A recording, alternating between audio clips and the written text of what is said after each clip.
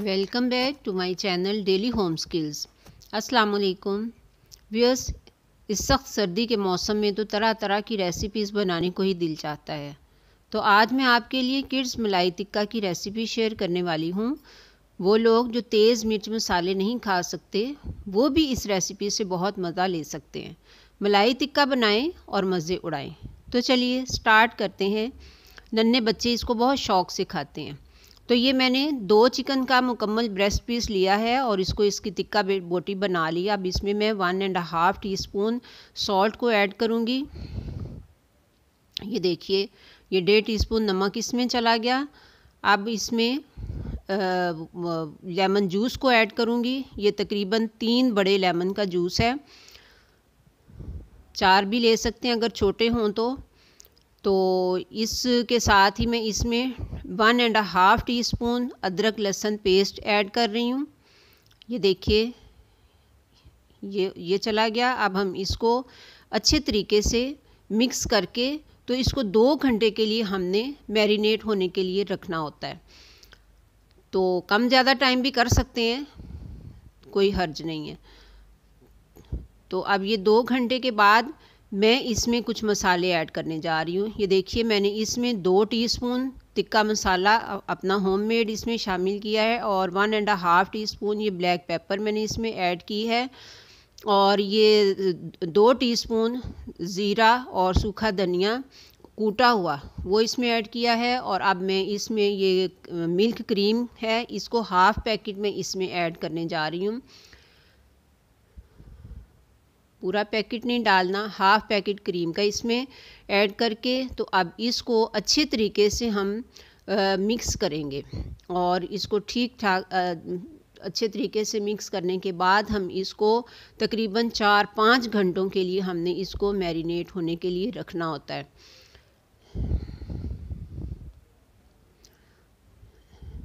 ये देखिए, ये हमने इसको अच्छे तरीके से मिक्स कर लिया है और अब हम इसको छोड़ देंगे 4-5 घंटों के लिए। और अगर टाइम ना हो, जल्दी हो तो जल्दी भी आप बना सकते हैं, लेकिन जितना ज़्यादा टाइम निकाले उतना अच्छा है। ये मुझे क्योंकि जल्दी है तो मैं 3 घंटों के बाद इसको बनाने जा रही हूँ।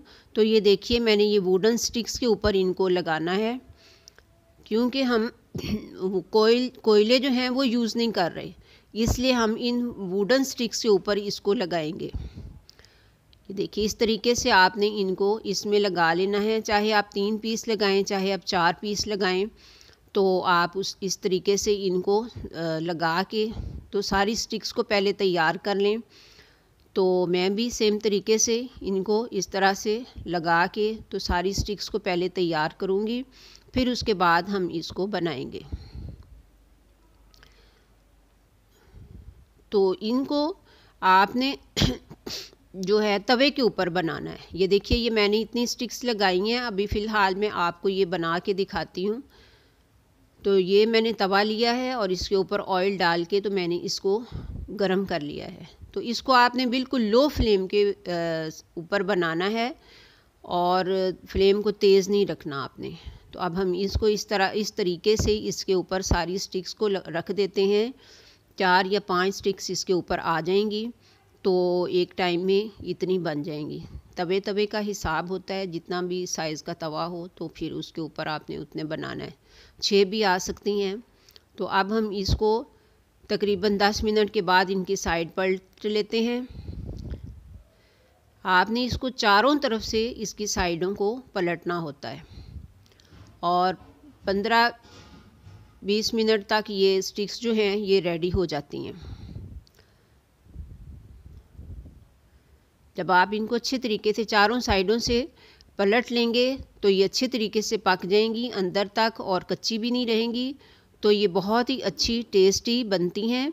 बच्चे भी इसको बहुत शौक़ से खाना पसंद करते हैं और बड़े भी इसको बहुत शौक़ से खाना पसंद करते हैं क्योंकि ये बहुत मज़े की बनती है। तो इस सर्दी के मौसम में क्योंकि ये बहुत ही बनानी बहुत इजी हैं, तो इस सर्दी के मौसम में आप इसको जिस वक्त दिल चाहे आप इनको बना सकते हैं और इनको बग़ैर किसी मेहनत के आप इससे मज़ा ले सकते हैं।